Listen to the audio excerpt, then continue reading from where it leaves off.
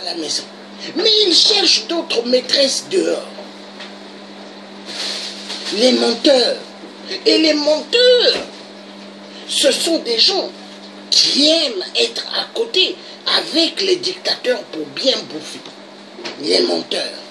Mais la vérité doit être dite. Les menteurs n'aiment pas là où la vérité sonne. Car la vérité empêche aux menteurs, aux voleurs, escrocs. Car les menteurs sont des escrocs. Ils aiment bien en profiter sur ce qui n'est pas à eux. Les menteurs complexés des dictateurs. Vous verrez, il y a des gens, ils sont là, ils travaillent dans le noir, en train d'injurier Sassou, en train d'injurier Wilfried Nguesso, Kiki. Mais la nuit, ils sont au téléphone, hein?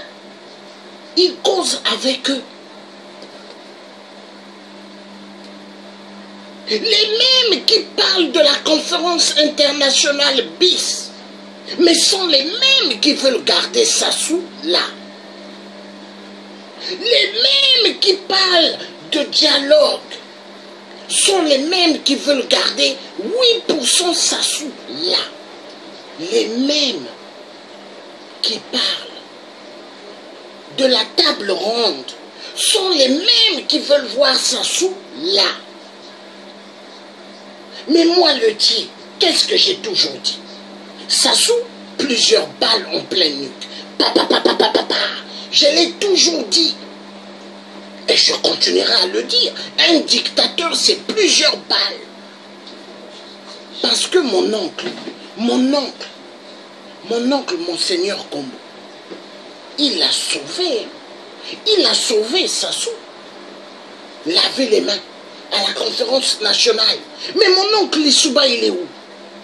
Sous terre. Mon oncle, qu'est-ce qu'il m'avait pas dit? Il m'a dit beaucoup de choses. Il m'a dit le Congolais, c'est un être compliqué. Il me l'a dit. Le Congolais, c'est un être compliqué. Mon oncle me l'a dit. Mon oncle, Monseigneur Kombo, le défunt, il me l'a dit. Quand je regarde les Congolais, mais je sais, je connais qui ils sont. Il y a pas mal qui vous parlent bien. Ils vous parlent de dialogue, ils vous parlent des bonnes choses. Mais derrière, c'est autre chose.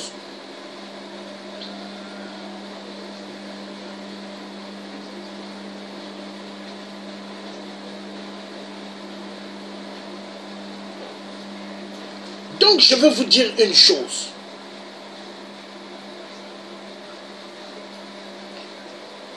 Le Congo va mal. Les deux Congos, quand je parle d'un seul Congo, mais il y a les deux Congos obligés dedans. Les deux Congos vont mal, le Gabon va mal, le Cameroun va mal, la Côte d'Ivoire va mal, le Togo va mal, le Cameroun va mal. Mais c'est incroyable. La Côte d'Ivoire, incroyable et incroyable, va mal. Alassane Ouattara, un Burkinabé, un étranger sur le sol ivoirien. Là où les Ivoiriens ont tout donné à cet homme. Et Alassane Ouattara, il a tué les Ivoiriens sur leur propre terre. Et aujourd'hui, qu'est-ce qu'il fait? Soi-disant des terrains, il appelle des terrains, des places de taudis. Et qu'est-ce qu'il fait? Il envoie des tracteurs pour casser les maisons des gens. Du jamais vu, hein? Il casse les maisons avec les biens des gens à l'intérieur. Et ça fait que les gens n'ont plus d'habits de change. Ça fait que les gens n'ont plus de marmite pour préparer. Les gens, qu'est-ce qu'ils font? Ils vont dans les cimetières. Nous avons vu des images des Ivoiriens dormir dans des cimetières. Est-ce que c'est ça l'émergence de Nicolas Sarkozy? Est-ce que c'est ça l'émergence de l'Hongrois de merde en Côte d'Ivoire? Nicolas Sarkozy voulait la même mise dans tous les secteurs minéraux de la Côte d'Ivoire. avec Laurent Gbagbo, il n'avait pas. La vérité doit être dite. Laurent Gbagbo n'a jamais voulu un centime du FMI pour décoller la Côte d'Ivoire. Il a tout fait lui-même. Et ça fait que les Ivoiriens mangeaient à leur faim. Il y avait l'argent en Côte d'Ivoire. Et ça fait mal à la France. Ça fait mal au club du FMI de la mafia. Parce que le club du FMI de la mafia, le club du franc CFA de la mafia, le club de l'Élysée, le club de Matignon, tous ces clubs sont reliés. Ils font que un. Les députés de l'Assemblée nationale de maire, ils doivent bien manger. Hein. Les députés du Sénat, ils doivent bien vivre. Hein. Les anciens présidents, Jacques Chirac, qui est très fatigué, malade, lui, il ne peut plus rien. Mais nous avons vu Dominique de Villepin aller au Congo-Brazzaville avec toute la bande des députés. Mais ils sont allés soi-disant pour signer des accords. Les accords renouvelés, les accords du général de Gaulle et Brazzaville. Grandement fou. Pendant ce temps, on poule, on tue. Ils sont allés signer les accords des mallettes d'argent. Parce que la France-Afrique, c'est une mafia. Et la vérité doit être dite. Est-ce que des juges à Paris peuvent m'interdire de parler? Niet. J'ai le droit de parler. Je suis un Malcolm X. Je suis un Martin Luther King. Je suis un Nelson Mandela. Je suis le tiers africain et je dois m'exprimer. Est-ce que moi je tue comme l'homme blanc? Est-ce que je donne des armes comme l'homme blanc de merde? L'homme blanc politique de merde dans nos terres en Afrique? Non. Moi je parle. Mais ma parole fait mal aux Illuminati, fait mal aux francs-maçons. Parce qu'ils ont peur de ma parole. Ils savent avec ma parole, ils ne pourront plus bien manger. Ils savent avec ma parole, ils ne pourront plus voler comme ils volaient avant. Il y en a marre. Et la vérité continuera à être dite, que vous le voulez ou pas. Moi, je continuerai à parler. Vous vous prenez pour qui? Vous avez vécu dans des grottes, pendant que mes arrière-grands-parents, les rois africains, ils dormaient dans des palaces. Vous, vous dormez dans des grottes, avec des pots de vieux, des pots des animaux. Vous, les Blancs. Mais mes parents habitaient dans des palaces. Pendant que vous, vous faites vos selles dans des herbes, mes parents en Afrique, ils avaient des trous de toilettes. Voilà. Et comment ça se fait, vous? Vous allez venir coloniser l'Afrique. Mais vous êtes des psychopathes, des mythomanes. Comment ça se fait, vous? Vous avez pris des Noirs. Vous les avez mis dans des bateaux, étagère sur étagère. Vous avez amené. Quand la France en demandait 400 hommes, la France prenait 800 hommes et ils jetaient les 400 autres dans la mer. Il y a des dossiers dans des musées en Angleterre, dans les musées à Paris et aux États-Unis et ailleurs. Il y a des histoires sur l'esclavagisme. Mais est-ce que l'Africain s'intéresse d'aller dans des musées? L'Africain, il préfère... Allô? Oui. Vanessa, tu fais quoi? Je t'invite vendredi. Vendredi, samedi, on se retrouve boîte de nuit. Sophie, tu fais quoi? Vendredi, samedi, on se retrouve boîte de nuit. C'est ce que l'Africain aime. Est-ce que l'Africain aime aller chercher la connaissance? Non. L'Africain, est-ce qu'il aime être dans les réseaux sociaux pour chercher la connaissance? Non. Ce qu'il aime, c'est quoi? Prendre ses tactiles, téléphone ou tablette, regarder les films d'adultes. C'est ça. Et ça tue les mœurs de l'Africain. Or que l'Africain devrait chercher à s'informer de ce qui se passe dans le monde. La vérité doit être dite. Et on en a marre. Hein?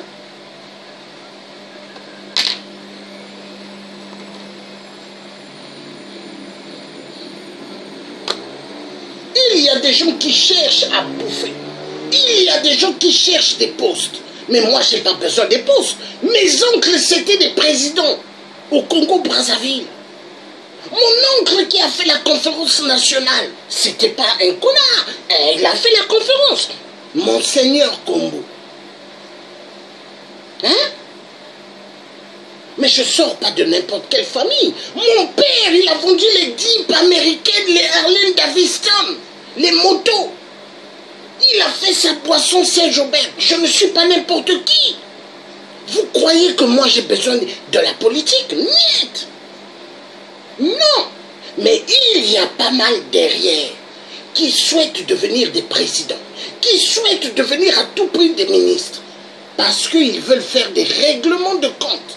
Et ça se passe beaucoup dans la tête des Maba Matatou, les Nibolek. Ils veulent revenir au pouvoir. Oui. Mais vous n'aurez jamais le pouvoir au Congo, Nibolek. Non. Le pouvoir, c'est fini pour vous. Peut-être un Vili pourrait être président.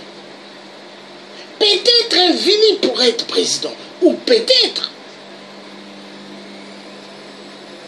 un Pateke. Ou quelqu'un du Poul. Mais c'est fini, les Nibolek. Nibolek Mboshi, c'est fini. Non. Non, je dis non, pas vous.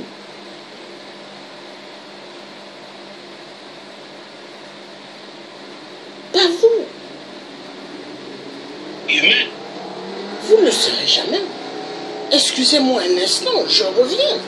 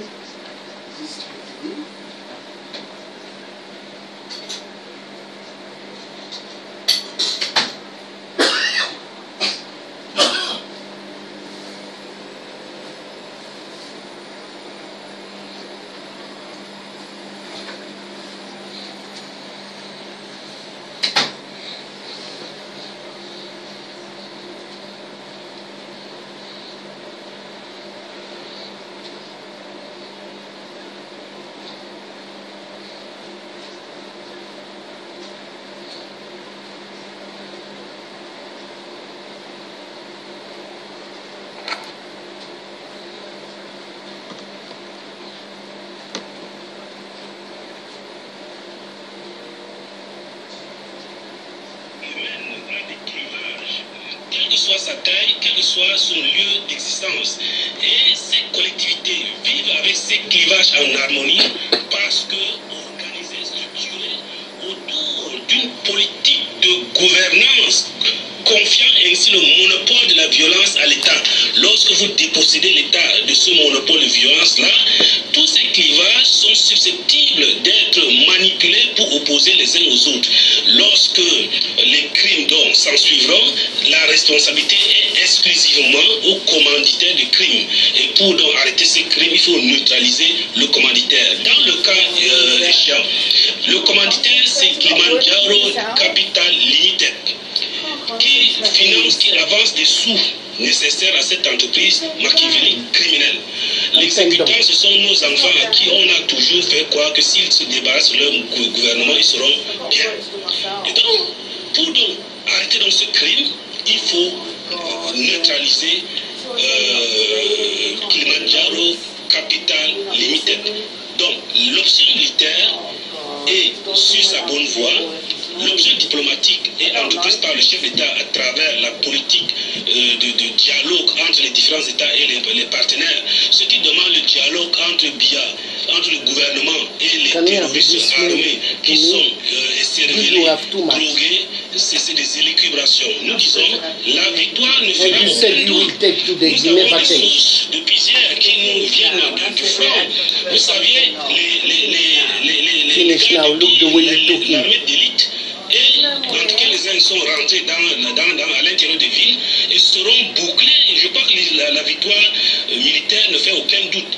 Et nous soutenons cette armée, nous soutenons le gouvernement parce que le Cameroun a besoin de la paix. Voilà. Merci donc à Bawa Bouba, président Manakani, pour clore notre chapitre. Je vais vous lire ce message de Luc Michel, qui voudrait apporter 2 remarques, très importantes d'ailleurs. Il dit la première, les frontières bloquées, quand on parle des frontières bloquées, il dit que c'est de la naïveté géopolitique, parce qu'il faut se souvenir du cas du Soudan du Sud, de l'Érythrée, du Kosovo en Europe. La deuxième remarque, il dit c'est le piège, bien sûr, comme vous le disiez tous, d'ouvrir ce qu'on appelle négociation. Parce qu'ici, toute partie admise aux négociations, comme des terroristes ambassoniens, accède au statut de puissance belligérante. Et il dit cela est reconnu en droit international. Donc ce serait un piège. Il a encore ici quelques exemples après la chute autoproclamée de l'URSS, qui parle de l'Abkhazie, du Karabakh, du Transnistrie, qui sont aujourd'hui des États de facto. Ouais. Président Badakani, vous avez la parole. Vous savez, M. Bachir, que tout à l'heure, je vous ai dit l'appréciation que j'avais sur l'intervention de Michel, qui était magistral. Ouais. Vous savez que je ne suis pas souvent plus d'accord avec lui sur certains détails, mais c'est un grand géopoliticien, c'est un professionnel de la géopolitique. Il faut tenir compte de ses avis. C'est les deux questions, il a raison. Les Occidentaux ne respectent jamais les accords. Qu'est-ce qu'ils font? S'il y a un accord avec un État, qu'est-ce qu'ils font? Ils créent des organisations souterraines qui vont vider l'accord. Et après vous mettre de telle valeur qu'on peut dire que vous voyez les conditions de l'accord n'existent plus. C'est la mission de la crise anglophone par rapport aux accords de Dintra. Le moment a été magistral dans l'analyse du génie présidentiel du président Biya dans la gestion de la crise de Bakassi. Ce qu'il a dit, c'est une lecture juridique normale si on a affaire à des hommes civilisés. C'est pour ça qu'ils disent qu'ils sont civilisés, parce qu'on ne dit pas qu'on est civilisé, on vit la civilisation. Ils disent qu'ils sont civilisés parce qu'ils ne le sont pas, ils ne respectent jamais aucun accord. C'est pour ça que ce que Luc Michel dit, je partage totalement cela. Totalement cela. Et je le salue en passant. Je voulais tout à l'heure dire, avant de parler, dire que je ne veux rien dire qui n'ait pas été dit, je ne suis pas plus intelligent que ceux qui m'ont précédé. La qualité du débat qu'il y a ici ce soir, mon cher Bachir, fait honneur à Afrique Média et au peuple camerounais et africain. De voir le niveau d'intelligence géopolitique où vous vous êtes positionné. Et je dis, allez réunir tous les géopoliticiens occidentaux, américains, français, amenez-les ici. Je demande toujours ça, ils me comprennent, amenez-les ici. Ils sont plus à la hauteur. C'est pour ça qu'ils sont déstabilisés complètement avec le positionnement géopolitique. Donc c'est un débat, ne serait pas le fait de la fausse humilité, c'est de très haut niveau. Et il y aura un après de ce débat et un avant de ce débat. Je vous le dis, retenez ça. Il y aura un après. Je salue mon ami Bawa Bouba, de façon spéciale, qui a appelé les élémentaux de géopolitique quand on va analyser la situation africaine. Que l'honneur lui revienne à ce niveau. Mon cher Bachir, quand on a dit ça, je vais revenir sur des questions de fond. Premièrement, commençons par Kilimanjaro. Je vais dire quelque chose. Le financier. L'humilité est notre vertu, mais il faut appeler certains éléments, comme certaines choses qui sont passées ici. Une semaine après la crise anglophone, de votre plateau ici, j'ai dit, ce sont les Américains. Vous vous souvenez?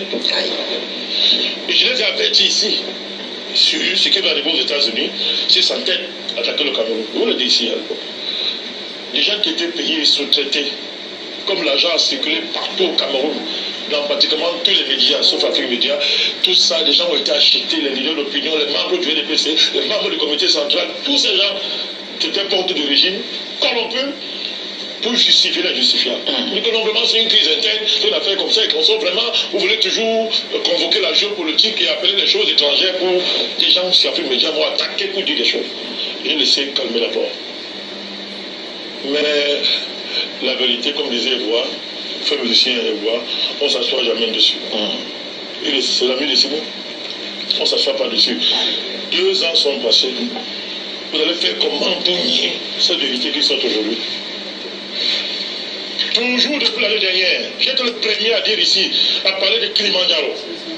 Et tout ce qu'ils font derrière cette crise. Moi ici, les mêmes gens qu'on paye sont venus m'attaquer. Et en plus, ils sont panafricanistes. Ils m'ont attaqué. Non, vraiment, hein, ils veulent tout. Géopolitique ici, géopolitique par là, c'est des affaires internes. Vous allez faire comment aujourd'hui pour nier la vérité? Tellement le flou de la vérité est tel que vous pouvez cacher votre visage. Et tout cela qui, derrière l'étiquette des panafricanistes, vendent leur pays, soutiennent l'indéfendable et l'insoutenable, qu'ils sachent que demain, quand nous écrirons les chroniques, cette histoire, on risque de rappeler ces choses. Il ne faudra pas avoir été du mauvais côté de l'histoire. Les gens peuvent encore se le saisir, il n'est pas tard. Ça fait 2 ans que j'ai posé sur cette table la question du Kilimanjaro. Ça fait 2 ans. Merci à Marius d'avoir affiché ce journal. Voilà. Ça fait 2 ans, Stopwatch, publié le jeudi 18 octobre 2017. Il faut souvent rappeler ça. Quand vous souffrez, parce que vous avez souvent raison plus tôt, quand les faits vous donnent vos l'accent et vous justifient, quand les gens font comme si rien n'a été dit, il faut rappeler certaines choses. Parce que ceux qui nous écoutent et qui souvent viennent sur ces plateaux se proclamer autour du panafricanisme, il faut qu'ils comprennent certaines choses. Il n'est pas toujours tard d'essayer de cesser. Qui est Kilimanjaro? Je ne vais pas être bloc. Tout a été dit ici, je vais rappeler certaines choses. Alors, novembre 2015, voilà la date. L'ONG Global Witness, c'est pas une ONG camerounaise. C'est même pas une ONG d'Africains. C'est celle dont disait Alain Roche qu'elle est l'antagoniste à Amnesty, c'est ça? Très bien. D'accord. Les gens qui adorent tout ce que les Blancs font et qui sont amoureux d'Amnesty International. Dès que cette ONG de criminels, de voyous, avec les petites filles qui ne savent même pas se laver, dès qu'ils publient un communiqué, tout le Cameroun, le monde entier africain relève ça. Pourquoi personne ne relève le communiqué, le Global Witness, qui existe sur Internet, qui publie des rapports chaque année et qui milite pour défendre, accompagner les Africains? C'est une ONG dirigée par les Occidentaux que je salue ici. Dans cette fraternité universelle qui a le sol de notre combat.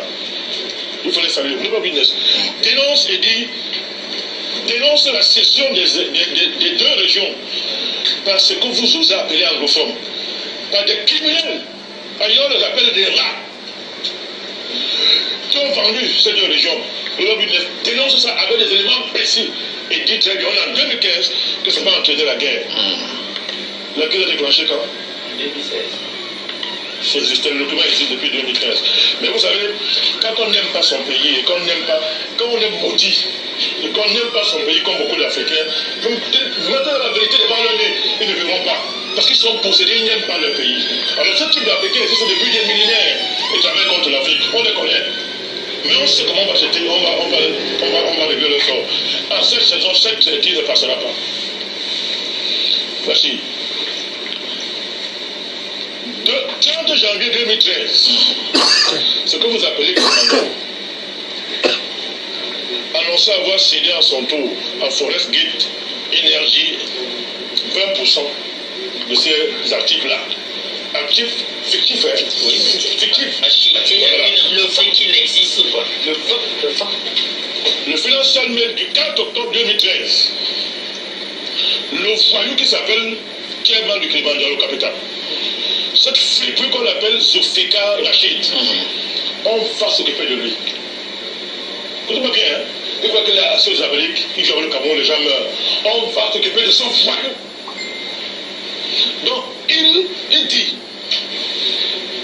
il affirme lui-même que le montant versé aux sécessionnistes pour faire leur crapulerie là qu'ils font là est très significatif, que pour l'instant ils ne donnent pas les chiffres. Mais c'est très significatif. Nous donnons les noms des journaux, on peut les retrouver. Oui.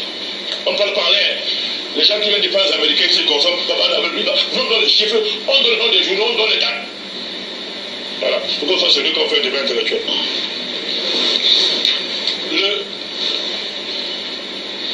Monsieur, ce voyou-là, voici comment il présente Kilimanjaro. Il dit ceci. Mon entreprise, il faut appeler ça entreprise, est une société privée de portefeuille établie à Calgary, au Canada. Écoutez bien, elle investit dans des ressources africaines. Écoutez bien, hein, contestées et en détresse. Je répète, elle investit dans les ressources africaines contestées et en détresse. Voilà le social d'une entreprise nationale. Quand elle décide que telle ressource est en détresse et est contestée, c'est le petit voyou, ce petit gars qu'on appelle Rachid Zipika qui décide que telle ressource dans tel pays est en détresse et est contestée. Une fois qu'il a fait, il dit ceci. Elle soutient également les mouvements légitimes d'autodétermination sur la base de sa définition à lui, à elle, de ressources contestées et légitimes. Et Maria dit que dès qu'elle recrute des bandits que vous appelez sécessionnistes, des bandits que vous appelez leaders anglophones, des idiots comme ça là, dès qu'elle les recrute, comme ça, du coup, il devient le leader d'un mouvement d'autodétermination légitime et qui doit être reconnu par le droit international. Et il continue, il dit, nous le faisons, nous le soutenons en tant que partie prenante financière. Écoutez bien, on parle français. Nous le soutenons en tant que partie prenante financière dans l'avenir de ces pays émergents. Alors ça veut dire que, tout à l'heure je vais citer leur nom, tous ces foyous-là, criminels qu'on appelle leaders anglophones là, donc ils ont une partie financière dans le Kilimanjaro. Oui. Et ils ont une partie financière dans l'avenir de nos pays émergents. Leur action c'est quoi? C'est qu'ils ont dit, ils sont allés dire à ce chien Zulfikar Rachid que nous allons retrouver. Le Cameroun va le retrouver tôt ou tard. Ils sont allés dire à ce monsieur que, écoute, nous représentons les anglophones. Nous sommes la garantie de l'indépendance future de ces deux pays-là. Valorisation. Comment on a dit ça? Considérez que ce sont les actions et convertir ça en part financière d'avenir pour le Cameroun, futur pays émergent. Voilà comment monsieur... Le pays sécessionniste. Oui, mais bien sûr. Voilà comment ce pays présente, voilà comment ce monsieur présente son entreprise. Et alors, écoutez bien. L'Alberta Securities Commission, en abrégé ASC, qui est une agence publique de régulation de l'État, de cet État du Canada, alors, va clairement accuser Kilimanjaro de manipuler les titres. Voilà. Ce n'est pas une agence de l'État du Cameroun. Vous avez dit que ils sont corrompus par Paul Biya. Ce n'est pas une agence de l'Union africaine. Vous avez dit que c'est une bande de gens qui émargent le tour de pays. C'est une agence de régulation financière d'un État du Canada. Et monsieur le Premier ministre du Canada le sait. Lui qui joue avec certains députés pour tenter d'accuser le Cameroun. Ce Premier ministre-là, il le sait, il connaît cette agence. Ils disent que cette organisation qui se nomme entreprise, ce sont des voyous qui trafiquent leurs chiffres et qui manipulent les chiffres. Stockwatch, tout à l'heure on a montré les images de ce journal, 19 octobre 2017, fait sa une sur les manipulations financières de Kilimanjaro. Stockwatch, ce n'est pas un journal. Stockwatch, très bien. Voilà Stockwatch. Donc, ceux qui nous racontent qui sont des panafricanistes, qui savent tout. Et on attend qu'ils apportent les preuves de ce qu'ils disent. Quelqu'un peut soutenir leur parrain américain. Évidemment, on peut être panafricaniste et revendiquer l'amour des Américains. Cette criminocratie internationale, on peut revendiquer ça. Alors donc, Stockwatch nous dit en 2017 qu'il veut la une sur les manipulations financières du Kilimanjaro. Tous ces journaux que je cite existent. Et les prétendus pays civilisés qui ne plaisent pas avec la bonne gouvernance lisent ça, ils sont au courant. Ils sont au courant. Okay. Entre novembre 2012 et août 2014, la même Alberta Securities Commission, régulateur des marchés financiers de cet État du Canada, dénonce l'entreprise Kilimanjaro. Et il publie, il dit que votre entreprise, de ce chien voyou qu'on appelle monsieur Rachid, je vais dire à la fin qui il est, il dit, cette agence publique d'un État du Canada dit ceci, monsieur tu es un fémin qui a publié pas moins de 97 communiqués financiers falsifiés. Mon Dieu. Voilà, bonne gouvernance, monsieur Banaken. Voilà. C'est cette commission qui le dit. Oui. Ce n'est pas le président Biya, ce n'est pas un étude camerounais. Oui.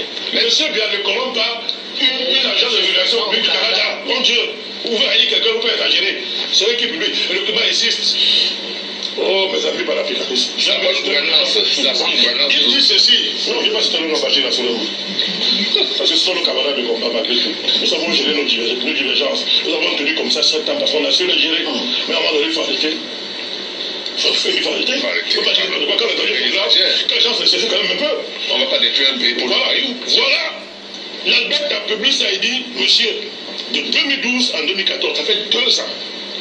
Une entreprise qui a pignon sur rue, qui lève les fonds dans vos prétendus pays extrêmement bien gouvernés comme pays africains, en 2 ans, publie 97 communiqués faux. Et tout ça pour lever les fonds et donner à des sociétés. C'est pas fini.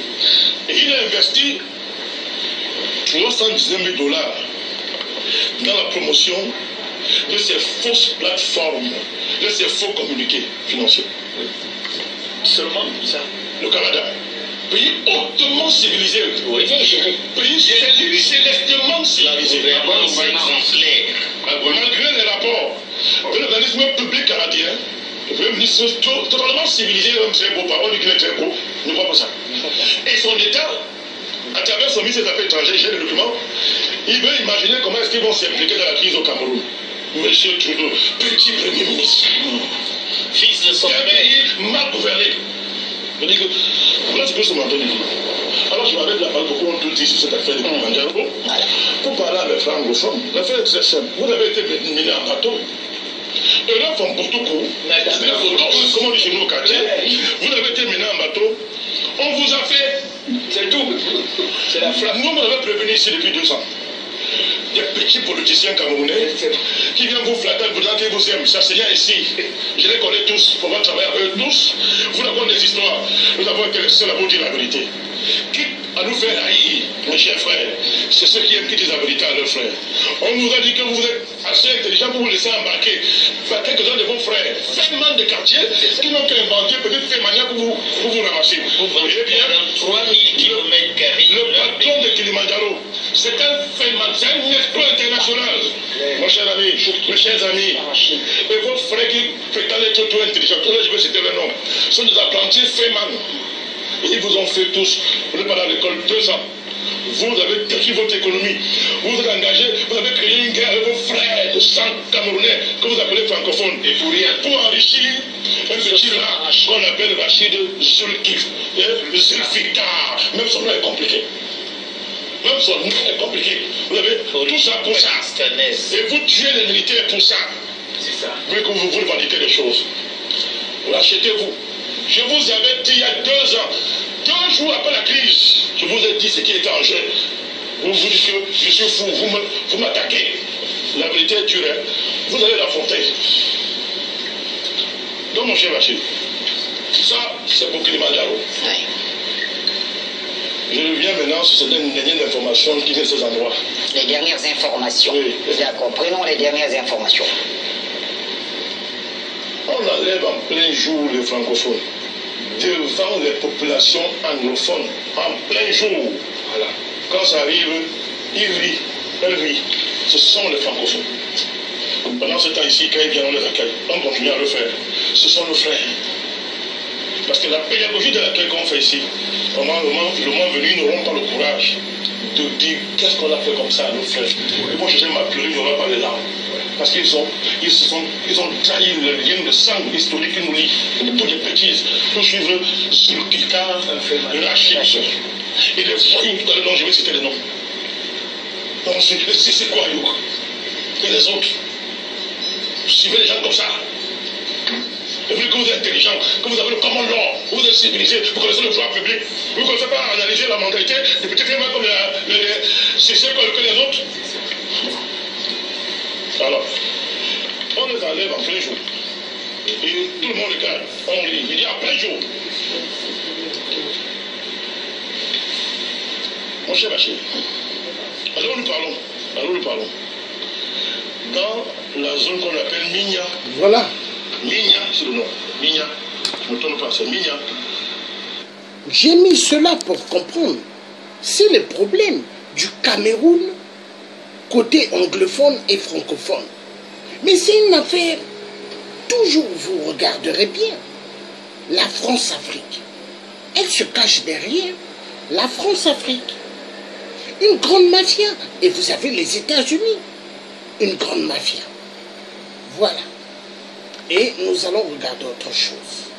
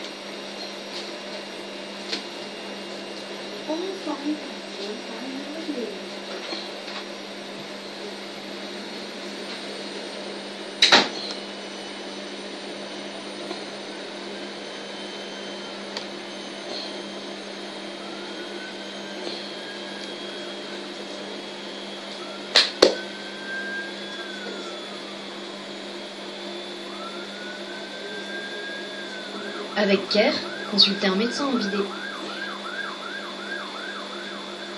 Là, nous allons aller en Côte d'Ivoire pour voir. Parce que l'affaire de l'Afrique, c'est la France, hein? La France-Afrique, toujours. Et leur mafia.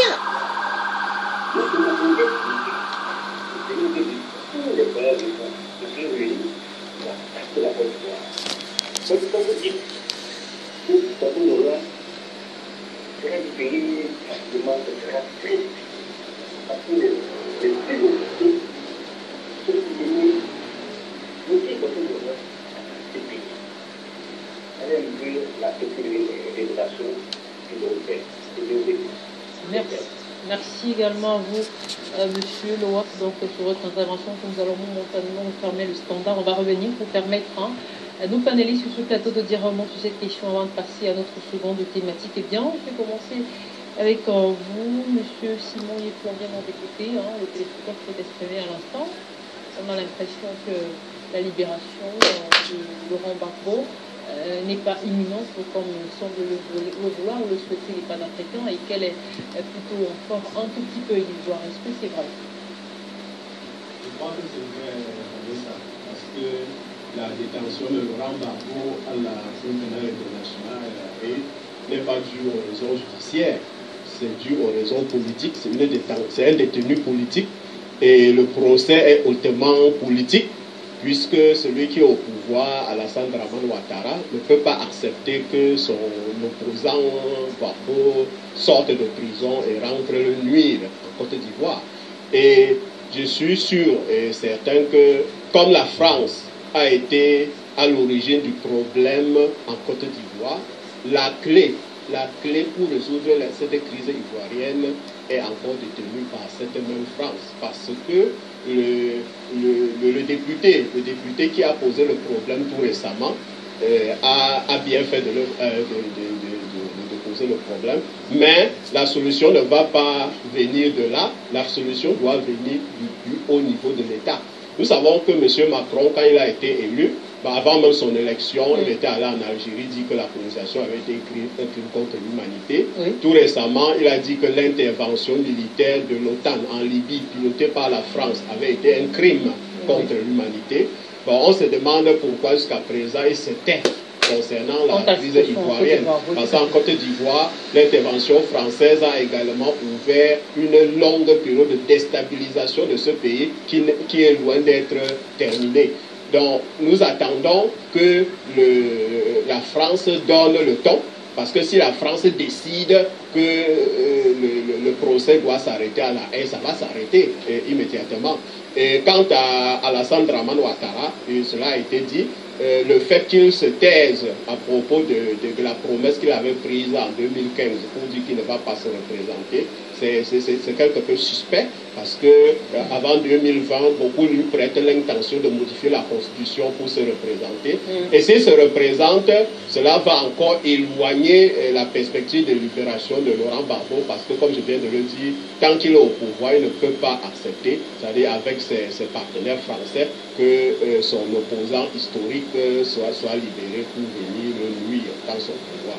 D'accord, merci beaucoup à vous, M. Simon Yefou, pour cette concision. Alors, M. Awana, M. Simon Yefou l'a dit à l'instant, justement, il nous l'a rappelé, en Algérie, la colonisation était un crime contre l'humanité, c'est Macron qui l'a dit. En Tunisie, il a dit que les pays de l'OTAN ont plongé à travers leur intervention la Libye dans l'anomie, mais sur la situation en Côte d'Ivoire, il ne s'est pas encore prononcé. Est-ce qu'on peut ou est-ce qu'on doit s'attendre à une intervention, une sortie de sa part très imminente sur la question Côte d'Ivoire? Est-ce qu'on pourrait s'attendre à cela? Il n'y a rien de bon à attendre du côté de Macron. Je vous ai dit, quand il s'agit des intérêts français, il n'y a pas de Macron, il n'y a pas de Sarkozy, il n'y a pas de Hollande, il n'y a que la France. Ce sont les Français qui ont mis la Côte d'Ivoire dans la situation où elle se trouve à l'heure actuelle. Bien, pour revenir... dans le sens où il tente de redorer le blason, c'est ce que vous dites tout à l'heure, est-ce qu'il ne pourrait pas faire quelque chose également dans ce sens? Alors, il faut vous méfier des déclarations des hommes politiques, surtout des hommes politiques français. Il n'y a que des intérêts français qui comptent là-bas. C'est que Macron dit, Macron est là, il fait politique depuis, mais il n'a pas parlé depuis que la crise ivoirienne a commencé en 2010-2011. Macron était là, il était là. On le préparait à prendre le pouvoir, on le préparait doucement, lentement. Mais quand il arrive, vous voulez qu'il dise quoi? Parce qu'il y a des intérêts. La France a des gros intérêts en Côte d'Ivoire. Hein. Il ne faut pas se leurrer, il faut pas se leurrer. Et ce n'est pas Macron qui viendra changer toute la donne, bousculer les incertitudes en Côte d'Ivoire. Mais non, au lycée même de paix. Parce que lui-même, il voudrait se représenter. Hein, et il est en train de préparer sa campagne électorale, tout doucement. Et il veut se servir. Pour lui, tous les moyens seront bons. Hein, très bons pour lui qu'il atteigne son objectif. Mais on sait qui est même Macron. On le connaît depuis l'âge de 15 ans. On sait qui il est. Il ne faut pas venir jouer la comédie. Regardez ce qu'il a fait. Quand il fait une visite officielle au Burkina Faso, comment il a traité le président burkinabé? Vous voyez comment il a traité? Il lui demande d'aller arranger le climatiseur. Vous voyez le mépris. Mépris. Mais est-ce que, faisons un peu l'inverse. Si c'était le président burkinabé qui disait ça à Macron, mais on l'aurait débarqué du pouvoir. Ipso facto. Mais lui, il l'a fait. Vous savez, il n'a même pas de respect pour l'Afrique. Mais tout ce qui compte, ce sont les intérêts français. Il faut les sauvegarder. Et il faut les sauvegarder par tous les moyens. Et puis, moi, je voudrais discuter avec votre conclusion, Vanessa. En ce qui concerne Alassane Dramane Ouattara, moi, je compare Ouattara à Macky Sall au Sénégal. Hein. Voilà. C'est-à-dire, ce sont des gens qui veulent se maintenir au pouvoir et ils utilisent les mêmes méthodes. Au Sénégal, c'est des arrestations. Il faut maintenir Khalifa Sall en prison parce que Macky Sall veut encore brûler notre mandat. Il faut maintenir Laurent Gbagbo à la CPI parce que Ouattara veut se représenter en 2020. Vous voyez comment il y a des signes. Et tous ont pour modèle Alpha Condé de Guinée-Conakry. Mais c'est clair.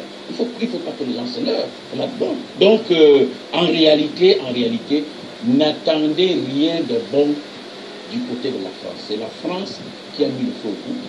C'est la France qui a placé son pion au pouvoir en Côte d'Ivoire. Et les Français ne peuvent pas. Ils sont unis et unanimes en ce qui concerne les intérêts français. Voilà. D'accord, merci beaucoup à vous, Monsieur Awana, pour cette analyse de fond. Eh bien, ambassadeur François Bikoro en Côte d'Ivoire, donc alors 2020, pointe à l'horizon. Laurent Gbagbo est toujours en détention. La tension politique de ces derniers jours est toujours aussi vive. Alors, dans les prochains jours, à quoi faut-il s'attendre, hein, selon vous, ambassadeur François Bikoro?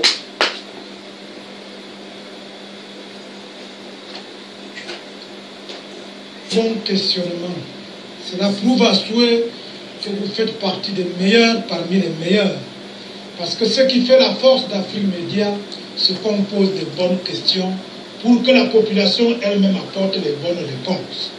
L'enlèvement notamment de Laurent Gbagbo de sa résidence dans son village, l'embastillement de femmes et enfants au patronyme Gbagbo, la déportation de Blé Goudé, l'exil de l'ensemble de tous ceux qui avaient pu devoir accepter comme président de la République M. Laurent Gbagbo pendant plus d'une dizaine d'années. La reptation de tous les biens, de tous ceux qui de près ou de loin, dans les marchés, dans les bars, osent prononcer le mot Gbagbo en Côte d'Ivoire. Cela est donc un cocktail molotov qui a trouvé donc en face Même chose,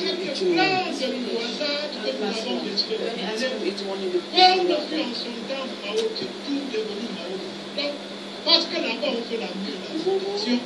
Ce travail de cette Afrique Média, mélangé donc avec la situation que je viens de vous décrire tout à l'heure, a eu comme conséquence de formater les consciences africaines. Voilà. Nous avons suivi. Et c'est comme ça que la France fonctionne. Hein? La cascade dans les pays africains. Il faut casser les pays africains, il faut tuer pour voler immensement les minéraux en Afrique, et ça fait plaisir à cette communauté internationale du son. Mais le jour que tous les Africains diront la vérité, comme moi je parle, mais l'Afrique sortira du gouffre. Mais tant que l'Africain restera dans les silences, tant que l'Africain aura peur de dire ce qu'il pense, parce que quand je parle de l'Africain, je ne m'adresse pas à celui qui est en Afrique, je m'adresse aux Africains qui sont en Europe, aux États-Unis. Mais c'est ceux-là qui doivent parler. Mais tant que les Africains ne vont pas parler, est-ce que les choses changeront? Je ne pense pas. Il est temps que les Africains parlent. Mais les Africains, pourquoi ils ne parlent pas? La plupart, c'est des grands peureux. Et vous voyez, ils vous disent que c'est des hommes. Ils s'habillent en costume. Ils ont des chaussures comme Dracula. Mais ce n'est pas des hommes. C'est tous des enfoirés de merde. Parce que celui qui parle, celui qui dit des choses, mais c'est un homme. Un homme doit avoir des couilles. Mais l'homme qui ne parle pas n'est pas un homme. La vérité doit être dite. Est-ce que Laurent Gbagbo mérite d'être à la CPI? Mais la CPI, moi je l'ai dit, ce n'est que l'apartheid. La CPI, c'est la continuité de l'apartheid. Là où les Blancs sud-africains ont pris Nelson Mandela et ont mis dans des cellules. Hein? Et quand Mandela sort vieux, ils lui font plaisir de lui donner sur un plateau le pouvoir. Mais moi, si c'était moi Mandela, oh, je vous assure, l'homme blanc, j'allais les arrêter. Tous ceux qui ont massacré, j'allais les foutre au neuf. Mais tellement l'homme noir a une petite mémoire, il aime oublier vite. Hein? Mais moi, ce qu'on a fait dans mon pays, au Congo-Brazza, ou ce qu'on a fait en RDC, ou en Côte d'Ivoire, ou au Cameroun, mais ce sont des choses que je ne vais jamais oublier. L'homme blanc, il faut qu'il paye. Il est temps que l'homme blanc paye. Est-ce qu'ils ont demandé pardon sur l'esclavagisme des Noirs? Les enfoirés de merde. Et vous savez, les Africains, ils sont devant les téléviseurs, en train de regarder le football. Ils sont en train de crier « Allez les Bleus ». Mais vous êtes des idiots. Quand vous dites « Allez les Bleus », vous dites « Allez, la France continue sur la belle mafia en Afrique ». Voilà l'Africain qui n'a rien compris. Parce que l'Africain est tellement idiot. Il mange trop la semoule. Il mange trop le poulet fumé. Et ça détruit ses mœurs. Voilà. Moi, je suis un pana-africanisme. Et personne ne va changer mon charisme. Mon charisme, c'est un charisme que Dieu a mis en moi. Je ne suis pas quelqu'un qui est complexé de l'homme blanc. Je ne suis pas quelqu'un qui va baisser mon pantalon à l'homme blanc. L'homme blanc de merde. Assassin, voleur. Voleur des richesses de l'homme noir. Et en plus, quand les Noirs viennent à Paris, ils demandent 4 de séjour.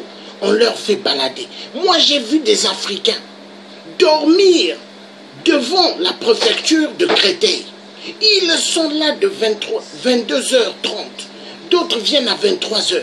Ils restent là jusque demain matin. Pourquoi? Pour demander carte de séjour. Non, ça fait mal. Ça fait mal. Et la France, hein, là où ce que nos parents tirailleurs africains sont venus libérer Paris de merde. Mais aujourd'hui, ils ont oublié. Hein. Aujourd'hui, quand ils voient les Africains, ils disent non, la France, là, hein, et écoutez, tout politicien qui arrive au pouvoir en France, ça c'est leur musique. Non, non, non, non, non. La France ne peut pas accueillir toute la misère du monde. Mais grandement fou. Mais qui crée cette misère en Afrique et ailleurs? La France. Qui est allé faire la guerre en Libye, hein, pour tuer Kadhafi? Nicolas Sarkozy. Pourquoi? Parce que il savait dans sa conscience les milliards que Kadhafi lui avait donnés. C'est ça. Donc il fallait faire taire Kadhafi. Il fallait le tuer.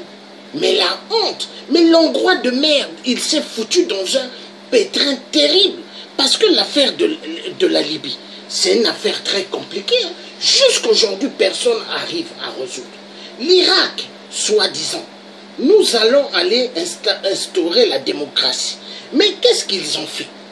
Ils ont amené le système des gays en Irak. Ils ont amené le système de la prostitution en Irak. Ça, c'est la démocratie? La honte. La honte. Hein? Toujours occuper les pays, les terres des autres. Comme la RDC, sous occupation par cette même communauté internationale. Mais la vérité doit être dite. C'est eux qui prennent la communauté internationale. Hein? Communauté internationale. Ils prennent le Congo RDC en captivité. Ils le font partout. Parce qu'ils se disent propriétaires de l'Afrique. Et parce qu'ils se disent ils pourront recoloniser l'Afrique. Mais est-ce qu'ils vont recoloniser l'Afrique avec ceux qui sont des guerriers, avec ceux qui ont compris leur technique? Je ne pense pas. Je ne pense pas. Vous allez payer ce que vous avez fait à l'Afrique. Hein? Les enfoirés de merde. Nous allons suivre le théâtre de la CPI. Comment ils sont en train de maltraiter Laurent Gbagbo? Alors, quand il y a un voleur et un assassin, hein, on amène les deux. Mais ils n'ont pas pris le voleur, hein? Ils n'ont pas pris l'assassin. Parce que le voleur assassin, c'est qui? Alassane Ouattara. Mais qu'est-ce qu'ils ont préféré prendre? Ils ont préféré prendre celui qui est net et clair, Laurent Gbagbo. Laurent Gbagbo qui n'a mangé aucun centime du FMI. Laurent Gbagbo qui a eu toujours à conduire la Côte d'Ivoire dans un domaine net et clair, sans aide de la communauté internationale. Laurent Gbagbo. Mais il est efficace. Et nous allons suivre Laurent Gbagbo à la CPI.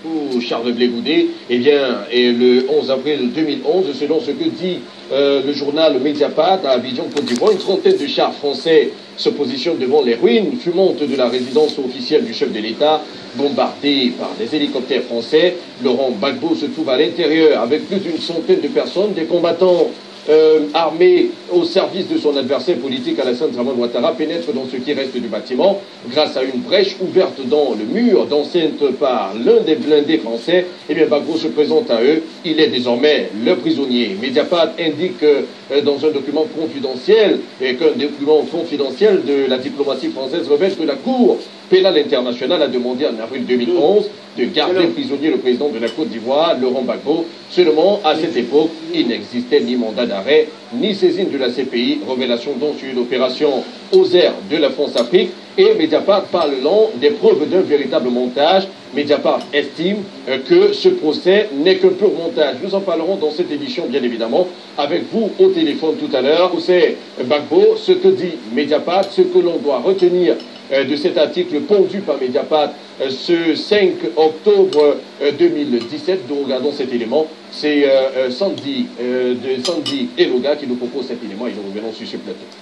Le procès Laurent Gbagbo et Charles Blé Goudé continue à faire couler beaucoup d'encre et de salive.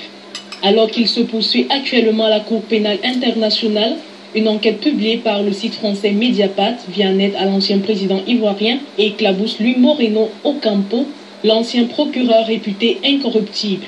Mediapart, qui publie ce qu'il appelle les preuves d'un montage dans le procès Gbagbo, raconte une opération aux airs de France-Afrique. Ce journal, jeudi soir, a mis en ligne ce document confidentiel du Quai d'Orsay qui révèle, écrit-il, que la Cour pénale internationale a demandé en avril 2011 de garder prisonnier le président de la Côte d'Ivoire, Laurent Gbagbo. Le problème que souligne ce site internet est qu'à cette époque, il n'existait ni mandat d'arrêt, ni saisie de la CPI. D'autant que, fin 2010, la Côte d'Ivoire n'a pas ratifié le statut de Rome, signale ce journal. Le 11 avril 2011, le procureur n'a donc aucune base légale pour demander à Ouattara de ne pas relâcher Gbagbo, conclut en conséquence Mediapart au nom de la loi. Est-ce qu'il s'agit alors véritablement de montage dans cette affaire? eh bien, Mediapart retrace un tout petit peu l'histoire, l'historique de l'arrestation de Laurent Gbagbo et commence bien évidemment depuis 2011 jusqu'au jour où Laurent Gbagbo est finalement inculpé et envoyé à La Haye par Alassane Dramane Ouattara, le président actuel de la Côte d'Ivoire. Eh bien, Mediapart estime que les choses ne sont pas faites dans les normes. Voilà pourquoi on ne peut pas dire que l'arrestation de Laurent Gbagbo a été légale jusqu'ici. On tente de comprendre cela et surtout d'analyser ces propos qui viennent d'un média qui est quand même très respecté du côté de la France, qui montre très peu sur un certain nombre de choses.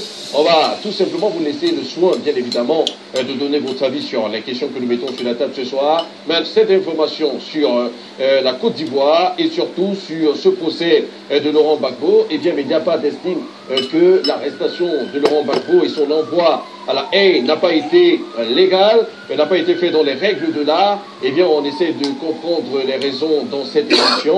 Est-ce qu'on connaîtrait un véritable dénouement dans cette histoire de Laurent Gbagbo et Charles Blé Goudé qui se retrouvent à La Haye, peut-être malgré eux? Et comme le posait la question à la procureure de la CPI dernièrement dans l'interview, que vous avez vu, l'interview exclusive menée par M. Justin Tagou du côté des États-Unis, eh bien, il posait la question à Mme Fatou Bensouda, eh bien, quand sortiront finalement Charles Blé Goudé et Laurent Gbagbo? Est-ce qu'on est en place d'un véritable dénouement dans cette histoire? Est-ce que la justice prend en compte les enquêtes de Mediapart dans le cadre de ce procès de Laurent Gbagbo et de Charles Blé Goudé? Allons savoir bien évidemment ce qui va se passer, mais pour le moment on peut quand même se charger de commenter bien évidemment ce qui ressort de cet article de Mediapart. Je ne sais pas si on peut déjà retrouver le premier téléspectateur en ligne ou tout simplement aller retrouver un patient parfait d'homme. Je ne sais pas si on l'a déjà.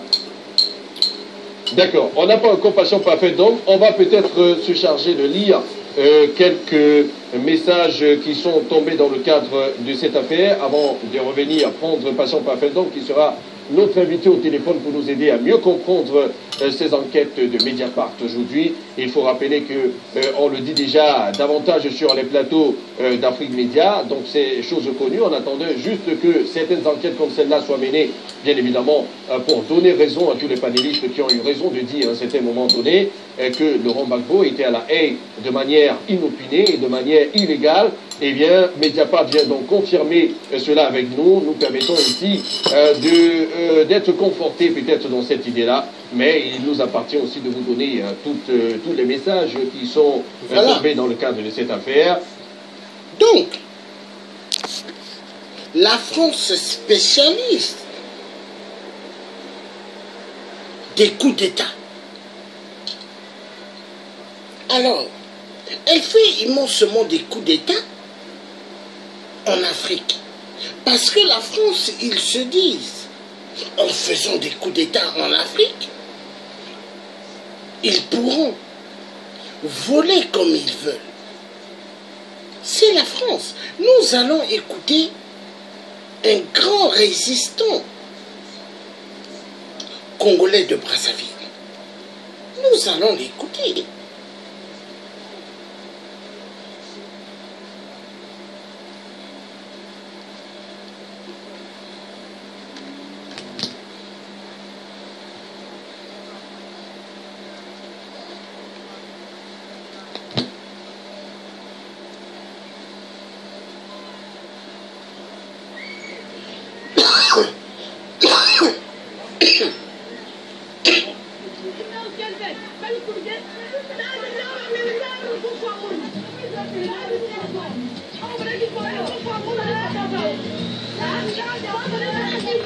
Nous allons l'écouter. Youth Band.